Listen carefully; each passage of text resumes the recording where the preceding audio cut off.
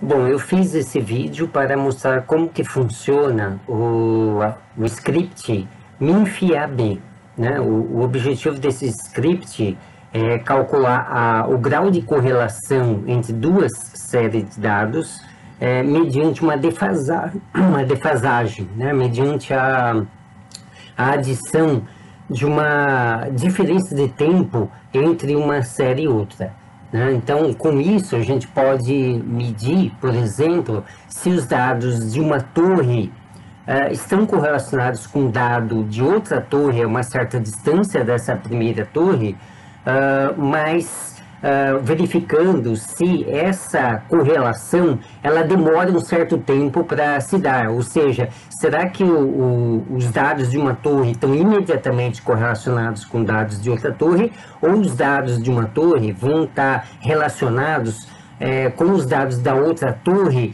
3 horas depois, ou meio-dia depois, ou um dia depois? Ou seja, qual que é o tempo de defasagem que melhor representa a correlação entre os dados de uma torre e outra? Se fizermos essa análise, poderemos determinar se as condições meteorológicas ou micrometeorológicas demoram um certo tempo para ir de um local para outro local. Então, pegando o cenário assim do estado de Mato Grosso como um todo, nós poderemos ter um mapeamento, utilizando várias torres, de como que se dá a influência da transmissão de calor, devido à velocidade do vento, né? Como que se dá a transmissão de informação ou de fluxos, né? Ao longo da horizontal, de tal forma que leva um certo tempo de se deslocar de uma torre para outra. Como, por exemplo, frentes frias, né? A frente fria chega em determinada região do estado, mas vai demorar um certo tempo para chegar em outra região do estado. Então, utilizando esse script aqui, nós podemos ter alguma informação a respeito de quanto tempo as condições meteorológicas ou micrometeorológicas levam para ir de um local para outro, né? Então, como que a gente vai utilizar esse script? O primeiro passo é abrir o script, né? Então, vamos aqui em arquivo, abrir script e eu vou procurar no meu computador onde ele está, né? Então, vamos ver aqui, eu estou em documentos, ele vai estar na pasta física ambiental. No seu computador ele vai estar no local diferente, né? Então ele está dentro da pasta dimensionalidade aqui, e está aqui, ó, a pasta dele, né? Então o script é esse aqui, MinFIAB. MINF é informação mútua, e a B significa que é de duas séries temporais, a série A e a série B, né? Então vamos abrir ele. Então está aqui, né? Está escrito aqui, cálculo de informação mútua entre duas séries temporais A e B. Bom, para usar esse script, o primeiro passo é preparar os dados, né? Então, vamos dizer que nós temos duas séries temporais que estão no Excel, né? Cada uma numa coluna do Excel diferente. Eu vou ter que criar uma outra planilha de Excel colocando as duas séries lado a lado, né? Então, por exemplo, eu já fiz isso com esse arquivo aqui, né? Esse arquivo chama Cáceres versus Rondonópolis, né? Parece título de jogo de futebol, né? Mas Cáceres versus Rondonópolis. Aqui, na coluna A, estão os dados de temperatura da torre, né? Do sítio meteorológico de Cáceres, e aqui na coluna B o de Rondonópolis, né? Então, são duas séries temporais medidas no mesmo intervalo de tempo, né? Na mesma época, os mesmos anos, né? Então, aqui, foram os dados que a Ana mandou. Nós temos cerca de 15 mil dados, parece que é uma medida de temperatura, são 3 medidas de temperatura por dia, se não me falha a memória, né? Mas de qualquer forma, cada par aqui, cada linha corresponde a medidas em locais diferentes, mas que foram feitas ao mesmo tempo, né? Bom, Então eu tenho que colocar esses dados em duas colunas diferentes aqui no Excel e vou ter que chamar, botar um título aqui, um caption, na primeira coluna um A maiúsculo e aqui na outra coluna um B maiúsculo. É necessário fazer assim, tem que ser sempre A e sempre B para que o R ele possa calcular corretamente, né, ler corretamente esse banco de dados. Então, uma vez que eu coloco os dados aqui numa planilha de Excel, eu vou ter que salvar essa planilha. Então, eu vou aqui no salvar como texto, né? Porque o R não vai saber ler uma planilha de Excel. Então, aqui, ó, eu vou escolher texto MS-DOS, tá? Então, ele vai salvar aqui como o mesmo título, né? Mas o formato vai ser um formato de texto. Então, vamos salvar. Aqui está dizendo que o arquivo já existe, mas faz conta que não existia ainda, né? Então eu salvei. Aqui vai aparecer essa mensagem, né? Possível perda de dados, porque você não está salvando no formato Excel, mas não precisa se preocupar com isso, né? E aí, depois que eu fizer isso, eu posso até fechar essa planilha, não teria problema. Aí eu vou ter que ir no local onde eu salvei e procurar essa planilha, né? Então, tá aqui, né? Cassis vs Rodopes, mas está no formato de texto, tá? Formato de texto, documento de texto. Então, eu vou abrir ela e possivelmente vai entrar em algum software que lê arquivo de texto, né? No meu caso, acho que é o bloco de notas, né? Esse aqui deve ser o bloco de notas, né? Mas qualquer que seja, não tem problema, é só para você visualizar os dados, né?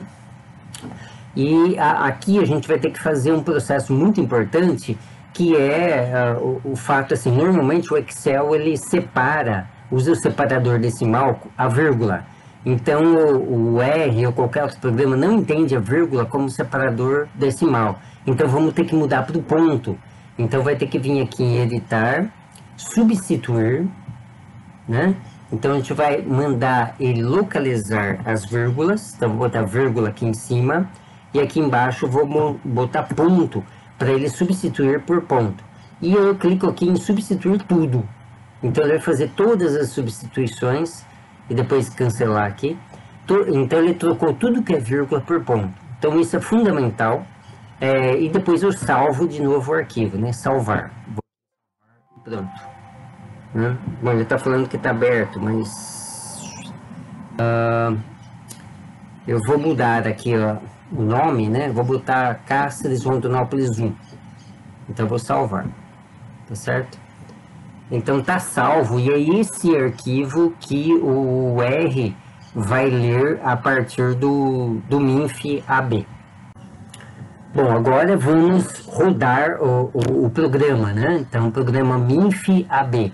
A primeira coisa que eu vou precisar fazer para rodar o programa é dizer para ele aonde vai estar o arquivo de dados, né? Então, no meu computador, vamos aqui no Explorer, no meu computador, isso está em documentos, dissertações, tese Ana, né? Então, eu vou ter que falar para ele que os dados estão nessa pasta. Então, como que eu vou fazer? Eu vou clicar nesse amarelinho aqui, né? Aí ele destacou todo esse caminho e vou dar um Ctrl C, né? Então, vamos dar um Ctrl C para copiar esse caminho. E aí eu vou colar esse caminho lá dentro do script, né? Do MINF. Então, aqui, ó, toma cuidado para não apagar essas aspas que são importantes, né? Eu vou dar agora um Ctrl V para colar aí, Ctrl V, né? Então eu colei, né? Então, dissertações tese Ana. Então aqui é a pasta onde estão os dados. Só que tem um probleminha, porque o R, ele considera que essa barra é diferente do que o Windows considera. Então eu vou precisar inverter essas barras, tá? Então eu vou apagar todas essas barras, né? Tem várias barras aí, e colocar a barra invertida. A barra invertida minha tá no teclado que tem interrogação, né? Então vamos, ó, eu apago essa, ponho a barra de outro jeito. Apago isso aqui, ponho a barra de outro jeito e faço isso para todos as barras que tem aqui no caminho, né? Então tem que ter um pouquinho de paciência fazer isso. Então agora está pronto a orientação dele de que pasta que ele vai buscar, né? E aqui tem que falar para ele aqui no Red, né, que ele vai ler os dados, tá? Eu vou ter que falar para ele qual que vai ser o nome do arquivo de dados, né? Esse último arquivo de dados que eu fiz seria Cáceres versus Rondonópolis 1, né? Então aqui no script vamos colocar isso, ó, Cáceres versus Rondonópolis 1, né? Dá a impressão que ficou 1-0 para Rondonópolis, mas não é bem isso. Então tá, é muito importante que, né, salientando novamente, que no meu arquivo de dados tem aquele A maiúsculo, aquele B maiúsculo em cima, tá? Porque ele está falando aqui que o header, ele vai buscar um header, que significa vai buscar um cabeçalho. E aí ele vai atribuir a uma série de dados a letra A e outra série de dados a letra B. Ele vai esperar que tenha uma coluna cujo cabeçalho é A e outra coluna que o cabeçalho é B. Se não tiver, ele vai dar erro, né? Então, a gente fez isso. Uma outra coisa importante é isso aqui, ó. Talvez a única coisa que tenha que mexer quando vai se rodar o programa seja nesse número aqui, né? Esse número aqui representa o tal máximo que a gente vai ter, né? Então, o que significa esse tal? Significa que eu vou correlacionar, em primeiro lugar, não necessariamente nessa ordem, mas vai correlacionar um dado contra o outro, depois ele vai correlacionar o primeiro dado com o segundo, com um dado de defasagem, então o segundo um pouquinho depois que o primeiro, depois ele vai aumentando a defasagem temporal, né? Esse número que aparece aqui seria quantos dados corresponde à defasagem e seria quantas linhas do Excel corresponde à defasagem. Então aqui eu estou falando para ele fazer uma defasagem até 20 linhas. Só que ele vai fazer um deslocamento na coluna B de 1 em 1 até 20 linhas e depois também vai fazer o deslocamento da coluna A de 0 a 20 linhas. Então, na verdade, você vai ter um deslocamento em A e também um deslocamento em B e vai ficar medindo o coeficiente de correlação por informação mútua toda vez que ele usar uma defasagem diferente, né? Então, o programa ele vê essas defasagens como sendo valores positivos e negativos. Quando é valor positivo, brutal para defasagem, significa que uma coluna está sendo defasada. Quando ele usa valores negativos, quer dizer que outra coluna está sendo defasada, né?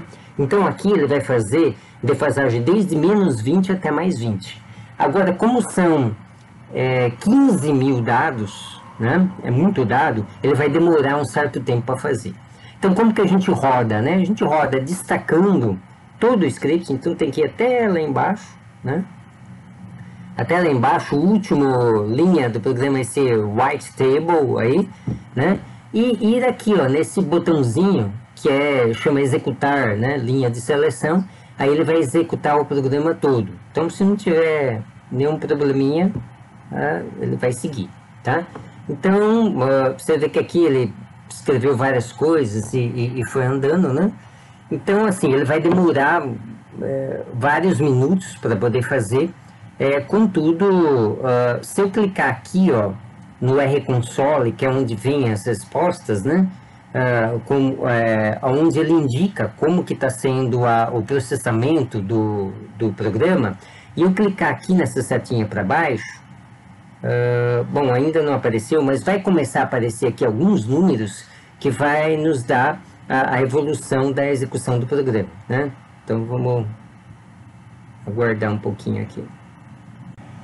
Bom, agora vocês veem que apareceram aqui menos 20 e menos 19. Então é porque ele está fazendo, aqui ele calculou o coeficiente de correlação por informação mútua para um tal de menos 20 e depois para menos 19. Então, isso vai, depois vem menos 18, menos 17, menos 16 e vai até mais 20, né? Então ele vai fazer 41 cálculos de correlação de informação mútua. No final ele vai fazer um gráfico colocando o valor do coeficiente para cada tal diferente. Então esse número aqui é um tal, né? Então ele vai fazer para 41 vezes. Bom, ele demora, né? Agora são 13h22, né? E ele está ainda no menos 19. Então eu vou pausar o vídeo aqui, eu vou voltar de novo quando ele estiver próximo do 20 ou já tiver feito. Agora, mais de 1 hora depois, nós estamos no 19, né? Então, vamos ver aqui, daqui a pouco vai aparecer o 20 e aí vai aparecer algumas outras coisas. Vamos aguardar alguns instantes. Vamos ver o que vai acontecer.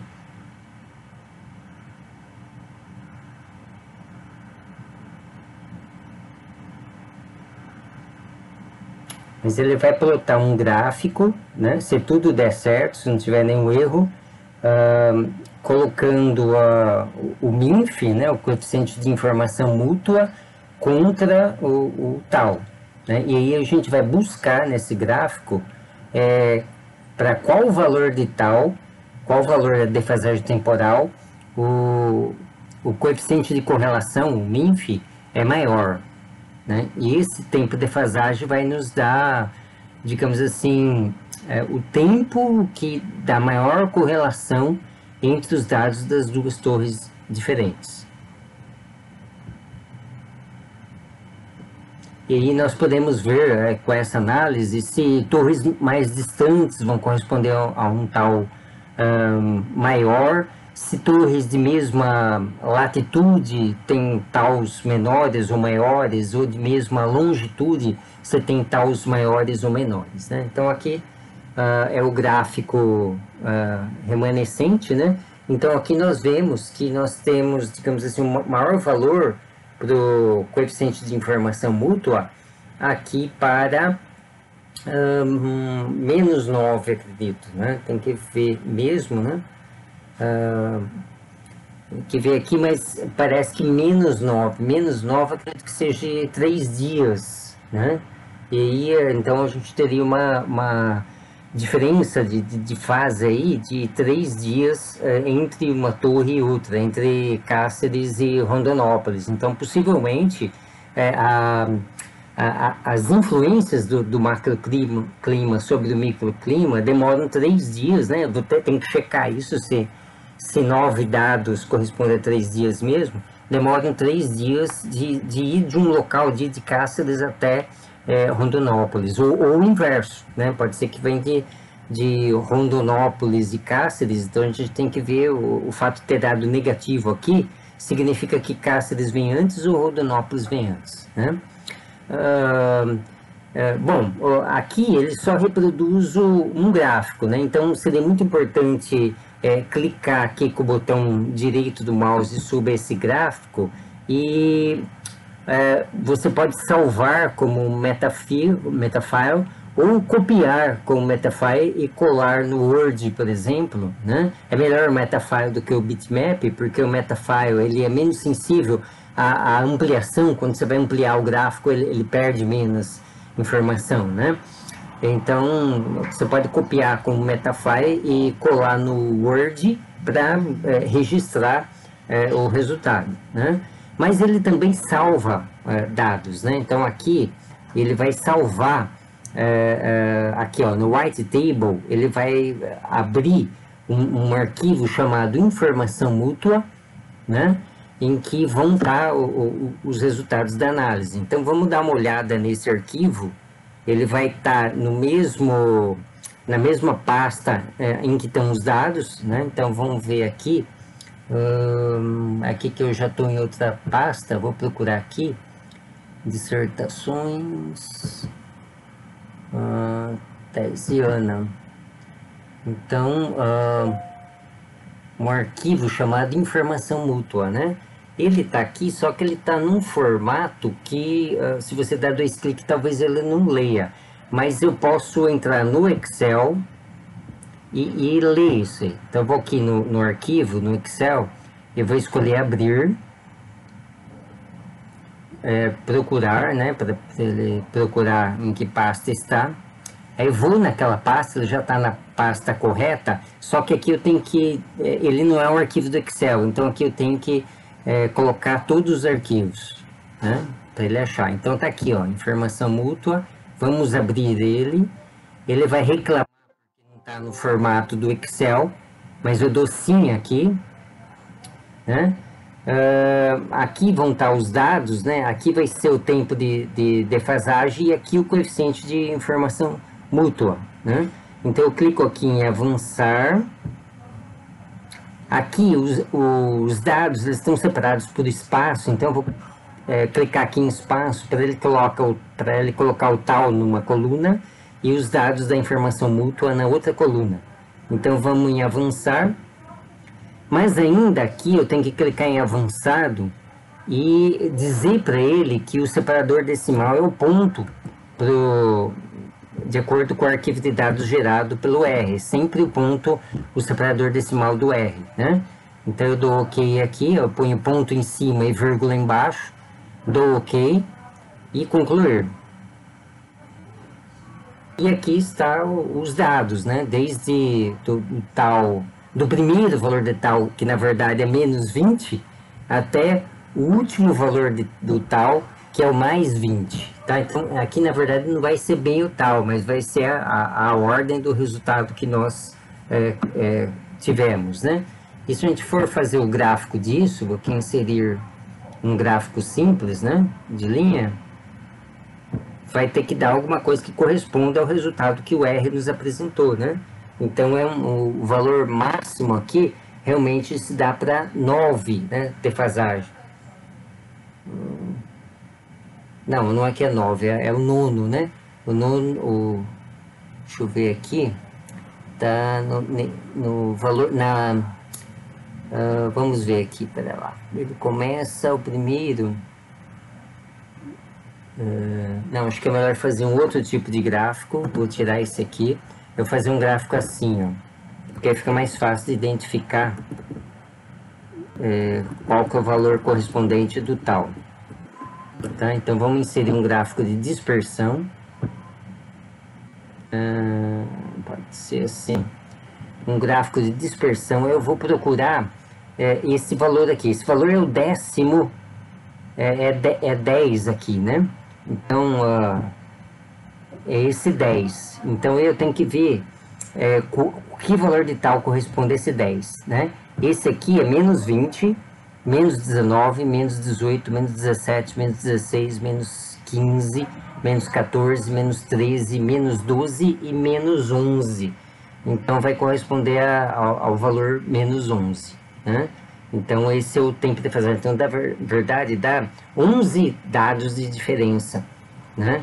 Então, bom, pera lá, aqui acho que então dá 11 dados de diferença entre as duas colunas, né? Então, se for 3 dados a cada dia, dá quase 4 dias, né? Então, é assim que nós interpretamos os dados, né? E então, se a gente rodar esse programa para cada par de estações que tivermos, por exemplo, se nós tivermos 10 estações, para fazer uma contra a outra, dá mais ou menos umas 100 simulações. Eu tenho que rodar 100 vezes o programa, né? Então, é um trabalho braçal bastante grande, né? E demora também para rodar o programa, mas vai valer a pena para compor uma tese de doutorado.